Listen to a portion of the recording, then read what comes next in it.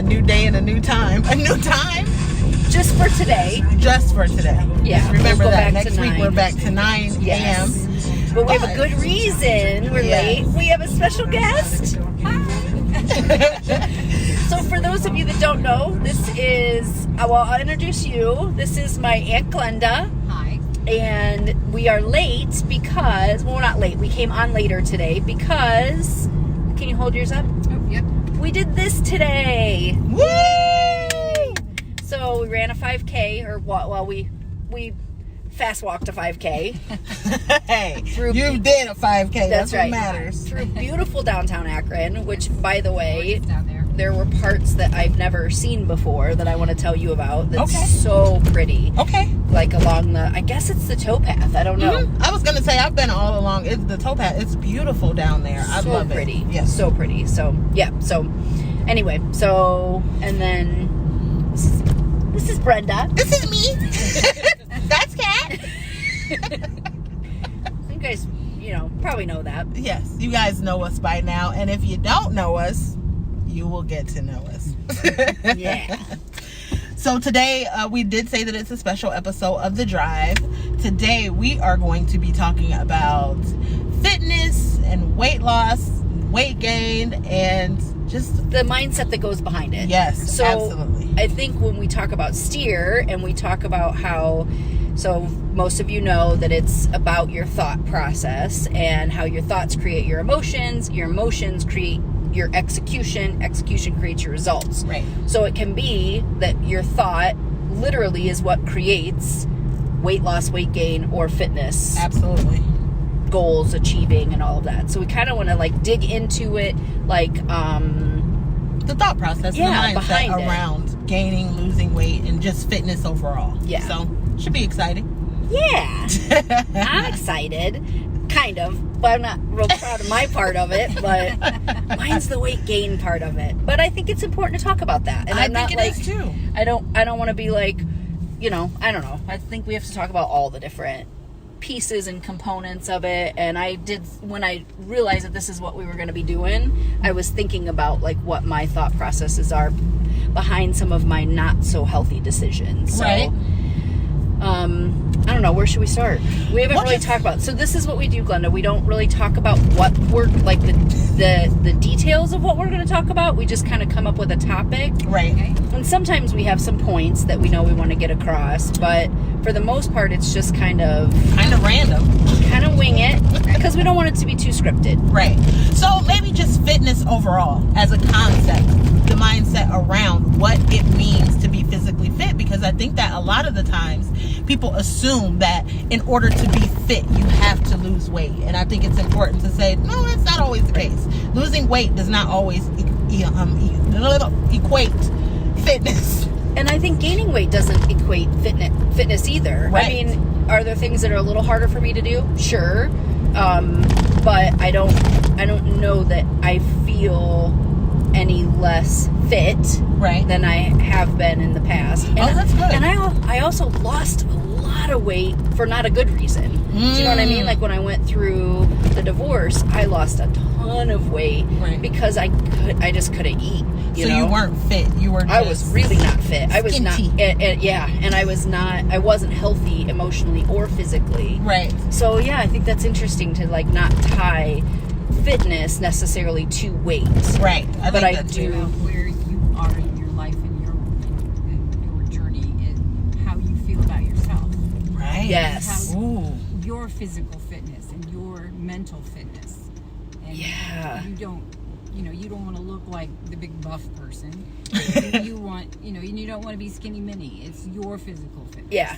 Right. What's So it's great like for anything you. else. It's like it's your personal journey. Right. That's what as we were walking, we were talking about personal development and people who are like you have to do this and you have to do that and I'm like, wait a minute, it's personal development. It's got the word personal in it. It's literally in the title what that's supposed to be. And I think that is often the problem. Society often dictates what this means, what it means to be physically fit. For me, for instance, even with the weight loss that I've had, I know that I can only get down to a certain weight, and it's probably going to be outside the normal guidelines and ramifications, because I had a big freaking head, and no matter how much weight I lose, my head is going to stay the same size. So I can't be like skinny mini with this big old head. I was just talking about that earlier today. Ma'am, I can't. When they be like, oh, you're 5'3", so you should weigh like 115 pounds. I'm like, honey, who? Where? My head weight. I'm just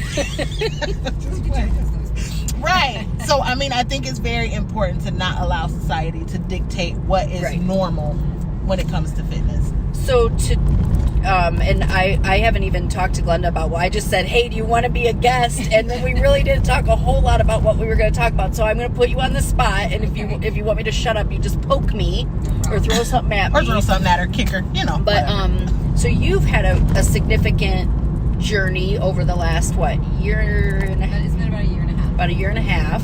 So I'm hoping people can hear you back there. They haven't said they can't. Usually they say they can, and I can't. Okay. So do you want to talk a little bit about what your journey's been with that? Sure, we can do that. I guess I started out not feeling good about who I was, and I've been overweight most of my life, and spent many years just not really caring. And after our marriage, and I moved to Cincinnati to be with my husband, away from my family, and started walking a little bit, and then my husband and I, he's very, very thin and very fast, and it was hard to keep up with him. And very tall, with very long tall legs. and very long legs, yes. So you have to run to keep up with him. We have a new grandson, and so we want to play with him and everything, and so we...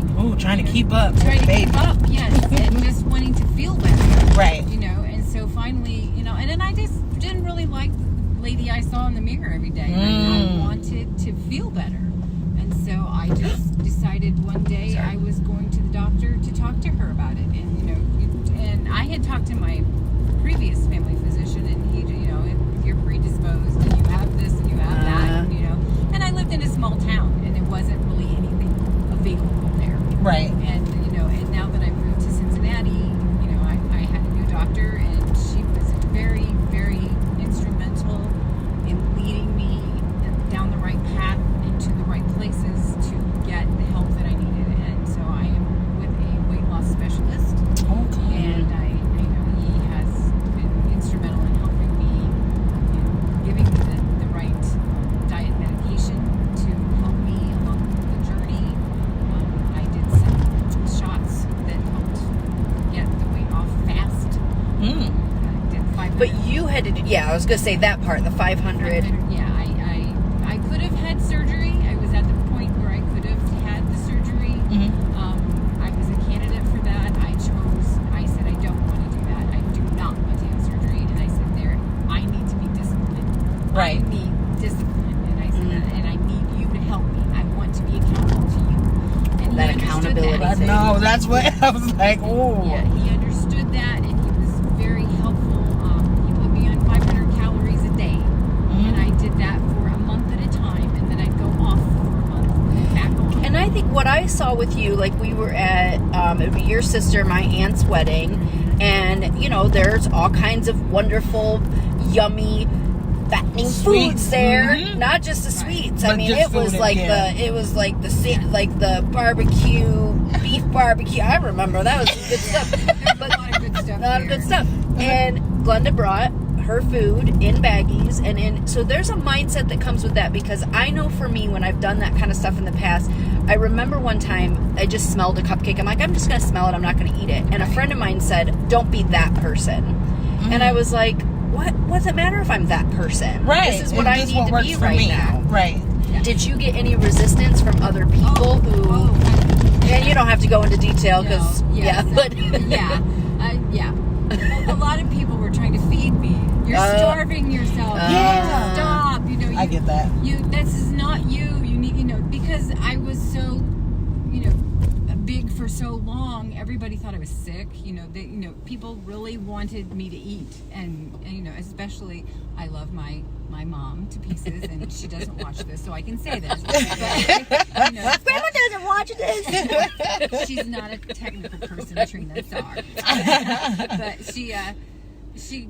she's adamant about, you know, she would always bring out the donuts and stuff when I go home. That's she really funny. wanted me to eat them, and I'm like, not doing it, Mom. Right. But you know, But that's a mindset It thing is. because it would be is. really easy. Yes. So, like for me, I know right now I love, you know, I think you know what Oh I'm saying. God, you're the McDonald's. Yes, the McDonald's, the things with the spicy The barbecue, yeah. Oh my gosh, they're so good. And my thought process. Here's one of the things I'm thinking. Well, it's for a limited time only. Right, they won't have them forever. It's only for a little while. But so I think just like you had the mindset of, I need to be disciplined, I need to do that. I've sort of been like, they're really good and it's for a limited time only. And I'll do it tomorrow. Like there's that. So that for me, the weight gain has been a lot of decisions, little micro decisions that add up to, Right. I'm just going to go ahead and I'm only getting 4. I'm not going to get the 6-piece. I can get 6, but I'm not going to get 6. Yeah, and I'm not getting 4. fries with it. You know, I'm just going to like, Yeah. that's how I rationalize in my mind, or not getting up in the mornings and walking. So you've been getting up in the mornings and walking, Brenda. So I talk did. about that mindset. I've tried so many different things, and I always tell people, like, you're not going to make the change until you truly get tired. And I think I used to tell you, like, when I would try to diet before, I would be like, I'm just not motivated enough. I don't care enough to put the effort into it. And I think when I decided to do keto this time, and I was like, okay, I'm going to go gung-ho, it was all about, if I'm honest, it was all about being sick and tired of being single. I'm like, I got to get cute, get a little, you know, something going on so that I'm turning some heads. Because I'm like, you look a hot mess. Nobody, you know what I mean? But that was my mindset. And I was like, you know what? I do want to do this. And it started out being about others, how I wanted other people to see me, how I wanted people to view me. And I kept saying, I want my outside to match my inside. Like, I know that I'm a great person. I want to look like the person that I feel like on the inside. Yeah. And then, I don't know, it became, now it's more like a challenge, like almost a game for me. Oh, yeah. To see how long I can stick it out. Were you like that, Glenda, with the whole game kind of thing with it? Like almost gamifying it? I feel like I remember you saying something like that. Like, was weighing yourself part of that or not? Yeah, I have to weigh myself every day. Yeah. And a lot of times we tell you not to do that. Don't weigh yourself every day. Don't weigh yourself once a week. You know, do it like once a month. But again, I think it's whatever works for you. You know what I mean? Like when you see, and then I had to, because I was gaining so fast that I was like, I better do something about this. My doctor's office actually has a scale that when you step on it, it works longer. see, Really? wow. Yeah. That's a good way to kind of keep that's track. major accountability. That's awesome. Mine doesn't do that, by the way. I don't get that scale, but a lot of them do. And because they are bariatric patients. I think that goes back to mindset as well, though, to come into the mindset that this is not something that I can do alone and I need help with this. There takes a mindset of acknowledging our own shortcomings. Right. Like, you know, I'm just not going to do this like I'm quote unquote supposed to do. Right. So let me go ahead, seek out whatever I need to do for accountability, because I'm like you. I'm like, I have no doubt that they would allow me to get the surgery. I really don't want to do that because like you said, it's all about discipline. I want to come to a place to where it's kind of like fasting and praying, like teaching your flesh how to say no. You've done a lot of like fasting and praying and that kind of stuff. That's something, but it gets me through, because there is something about disciplining the flesh, telling your flesh no. We're such, not to go all super biblical, but we are fleshly. That's what we know. We know the world. So we naturally are gluttonous, and we're naturally, like, we have a proclivity to do the wrong thing. Yeah. So to actually tell ourselves. I like it when you say proclivity. I get all like giddy. She said proclivity. This is hilarious. But you want to know something? Like, as I've gone in my journey, I've been listening to this girl. She is like spoken word poetry, and this whole album that she has is about coming into herself. And one of the lines and one of the poems is, I wish someone would have told me that I was already perfect on the outside for the person who's perfect for me. And I was like, I am. Like, I am already, like, so it again became no longer about how other people, because the person who's right for me will see me, and it'll be despite whatever shortcomings that I might have. What? Nothing. I just know things. Right, and excited. And I mean, I feel like I'm blushing. You are. You mean chocolate blushing.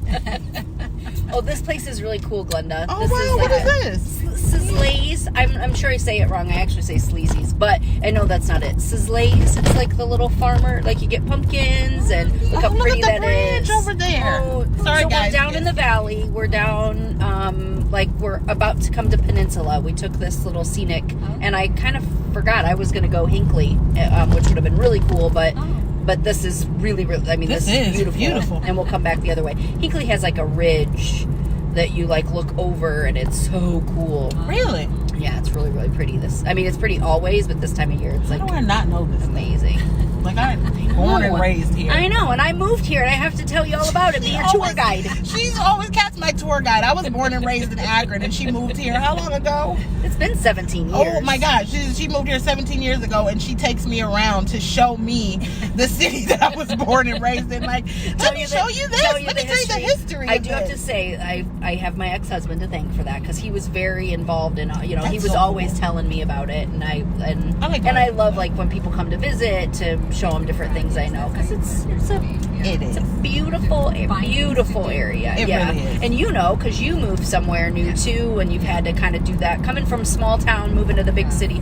I was telling, I think it was Brenda, I was telling, so totally off topic here, but funny, when, like, I remember the first time he took me for sushi, I started crying, and I'm like, but I'm just a farm girl from Indiana. I don't know how to eat it, and everybody here's going to know. And he's like, yeah, look around. Nobody here knows how to eat it. Like, we're all figuring it out for the first time. And he really did help me get, like, out of my shell, where now I'm, like, not afraid to try anything, and I'm asking questions, and I don't care if I don't know. Like, hey, this is my first time doing whatever, and can you tell me about it? So Scott said every time we visited Grandma growing up, plates and plates of snacks would appear upon arrival. Yeah. It's so some people show, grandparents. but you know what? People show love that way. That is so true.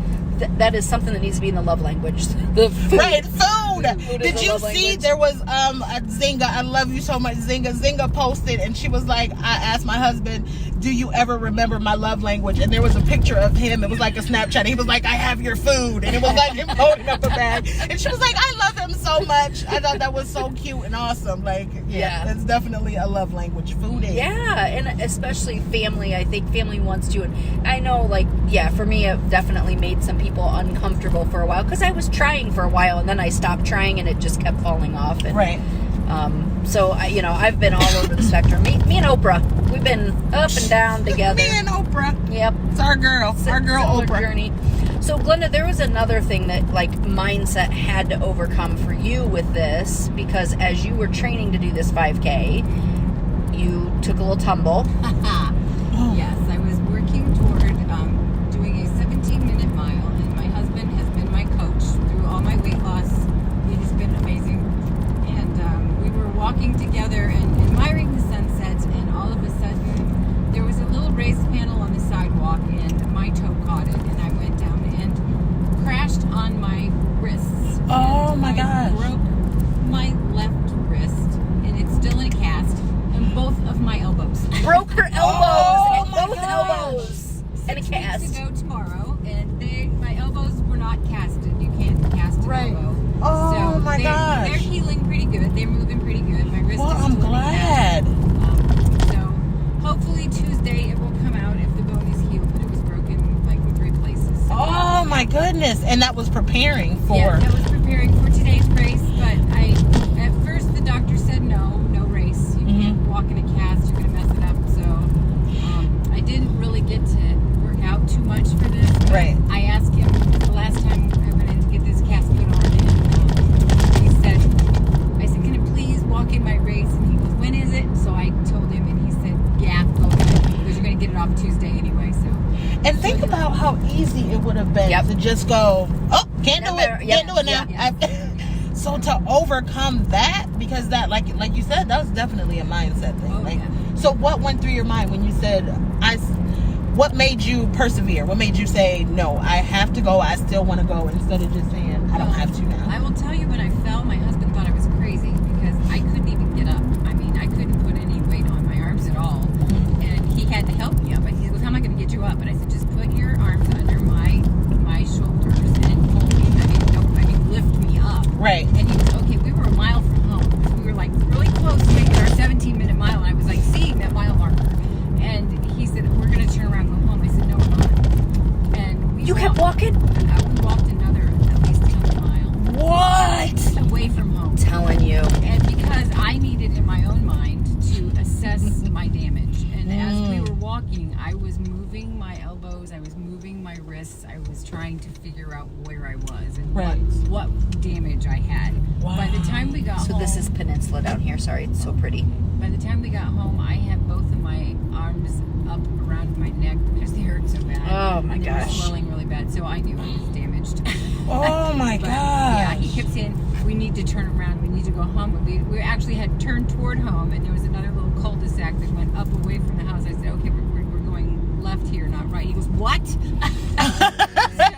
I made myself do that, and I knew I did not want to stop because I just, this was my goal. I wanted to finish at least one 5K this year, and I wanted to do it, so I just kept going. God, that almost makes me want to cry. That's pretty awesome. Book. Yeah, That's there's really a awesome. book that's about kind of that type of mindset. Oh, I'm going to forget the name of it. Shoot. I didn't actually go to the hospital until the next morning. Are you serious? Serious. I did not know You that. waited until the very next day? Until the next day. My goodness. I just didn't want to go. I didn't want to know how bad it was. It's David Groggins, and it's something like I can or I can't, or something about can or can't.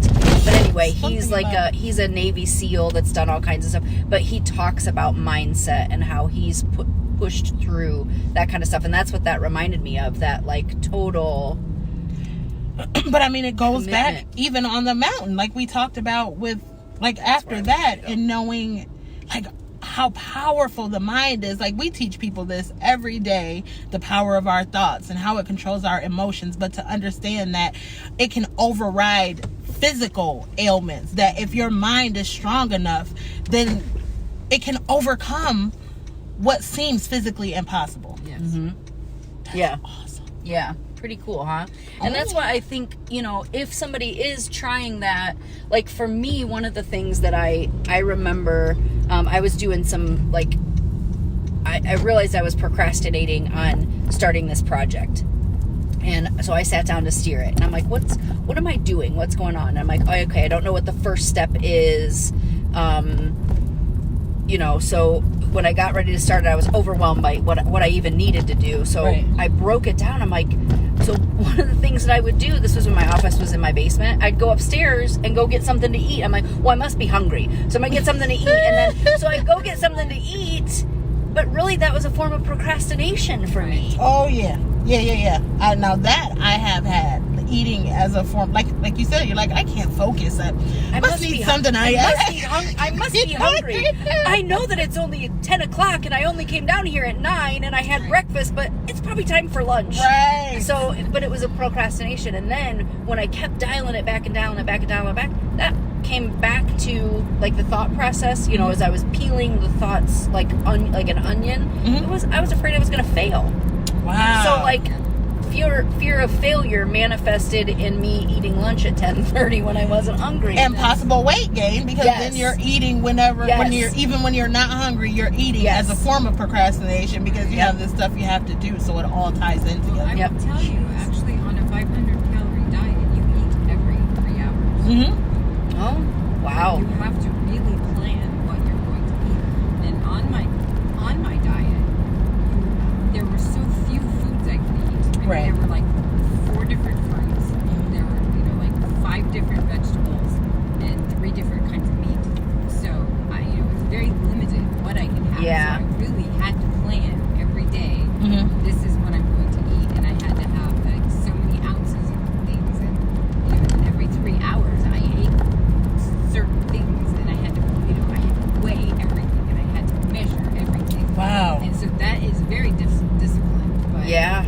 body has to eat, and it has to process food every so often. So by eating it every 3 hours, you were allowing it not to gain weight. Right. They say that increases your metabolism. Right. It increases Yeah. your metabolism, and the weight just came off. Well, you were eating the right things, because if I'm eating the McDonald's chicken things every 3 hours, it's not a good thing. You're like, so you're saying If that I I need have to go it to every 3 McDonald's hours. every 3 hours. Oh, that's There's no fast food on that diet.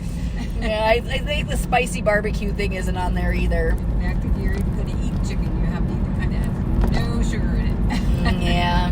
Special, you have to buy special stuff. Yeah. I'm telling you, it's been a real journey. Like, I've actually enjoyed this. I don't know, I just feel really, really good just about myself and Yeah. overall, and just feeling better about myself. This isn't loading. You guys, I can see that you're commenting, but I can't see what you're commenting Because you got my phone and my Yes. phone service is not good. Yes, Cat doesn't have the greatest service. I don't. So I can't see what you're commenting. It's not loading. Hi, Shelly. Good morning. Terry said that's how she felt when she started her new job. Oh, we got all kinds of comments. We love y'all. We just can't see the comments. But smooches and all that good stuff. You know, Yeah. we're helping. So, Well, and I think too, like I did have a friend who said to me, like, I guess I talk about my weight gain and weight loss just like I talk about my job or I don't have a whole lot of emotional attachment to my physical-ish stuff, physical stuff that's going on. But I know that it makes other people uncomfortable sometimes, and I had said something about it, and it really, like... it makes other people uncomfortable when you talk about your weight? Yeah. Well, it did this person anyway, where they were like, you know, I don't want to talk about this. I'm tired of... Because for them, I think it kind of goes back to the 4 agreements. I'm like, who was it? I'll kick there. No. No. People's reaction have nothing to do with us, right? Right. Well, we've argued on that a little bit. Well, I was going to say... Okay. But it wasn't about me. It was about, she was done worried. She's like, I'm not doing this anymore. I'm done doing diets. I'm sick of it. But I'm good sick for of you. I'm still talking about mine. Well, but I'm saying it made her uncomfortable. I think that's a well, yeah. I mean, I guess she has a right to draw that line if she doesn't want people to talk about that was a diets boundary and for her. preference. Right. So I guess my thing is, I think no matter what, it's sort of back to the whole fitness thing. You can feel good.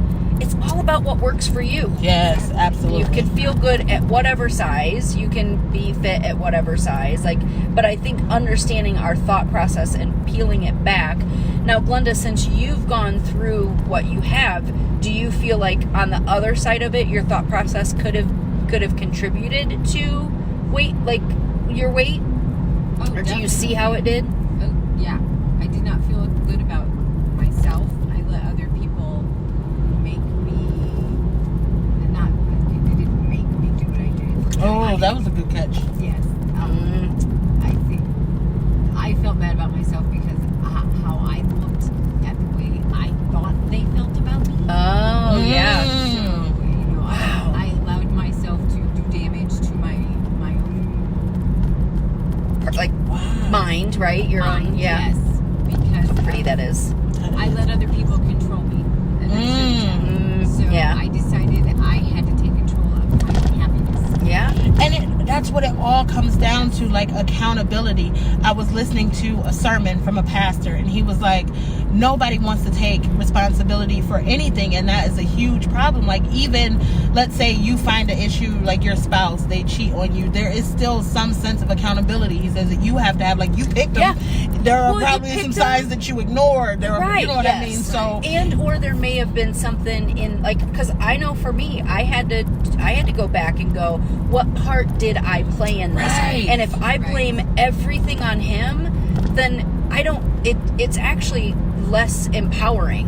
I've got the ability to change, to either make better decisions or to be more involved or whatever the case may be. Like, anytime you put the blame entirely on another person and you absolve yourself from it. I liked using that word. I was gonna say you absolve. Okay, honey, I hear you. So But if you absolve yourself from any of the accountability, then how can you Where's make the any power? Where's your power? Yeah, Right. then you're always giving your power away. Like you Yeah. have no power if you're blaming everyone else for everything that happens. And it's interesting that the family doctor, and I think I probably know who it is, said predisposed or whatever, because I do think that a lot of people are like, well, I'm just born into big bone family or I think whatever. yes, it definitely becomes almost an excuse. I mean, why try if this is?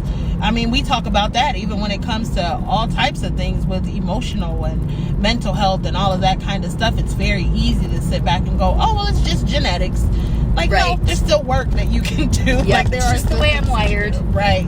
So, wow, I never thought about how you don't similar those are. Rest on your laurels with that. Like, you just go, oh, well, it is what it is. Oh, well. Family members tell me that. Well, you're going to gain it back because it's part of your. Oh my God. And I said, thank you. No, my jeans are smaller now, and I'm not going to size one. I love that. My jeans are smaller now. Yes.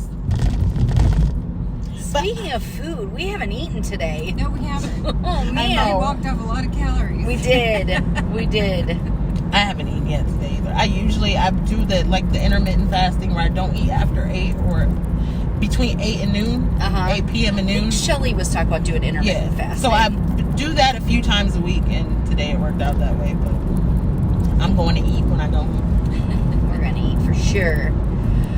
So yeah, I think really at the end of the day, you can use the steer model to find out what you're thinking and how that's creating, what your thought is. That's the T. Right. And so if the situation is I've gained weight, I've lost weight, I want to start exercising, whatever it may be, then you look at what are my thoughts around that. Because for me, my thought is I really like the McDonald's things, and they're only around for a limited time.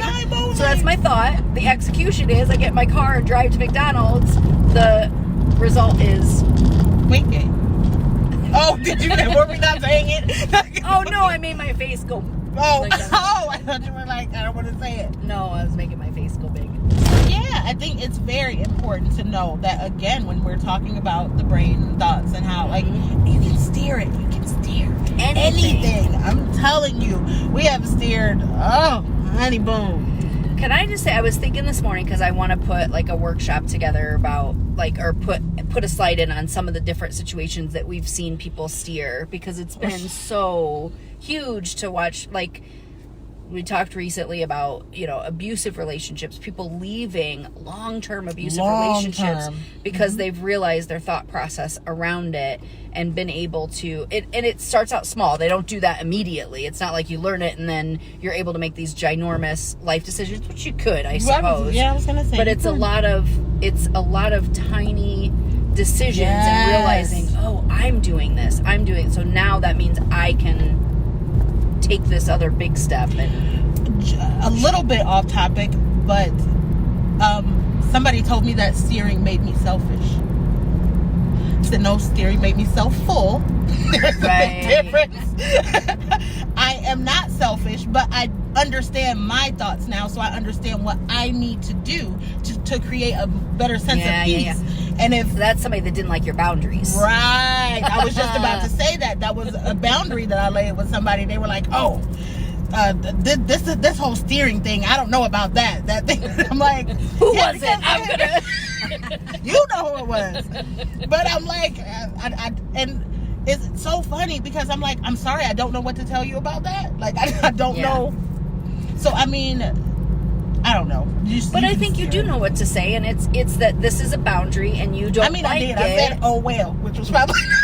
But I mean, okay. I don't know what to tell you. Sorry, or not. I don't. Yeah. What do you want me to say to that? Well, is that a rhetorical question, or do you really want to know what I want you to say to that? No, I really want to know what you want me to say. I think it's saying that this is a boundary that I'm setting. I mean, I don't think we have that like really upfront dialogue, and I'm guilty of it.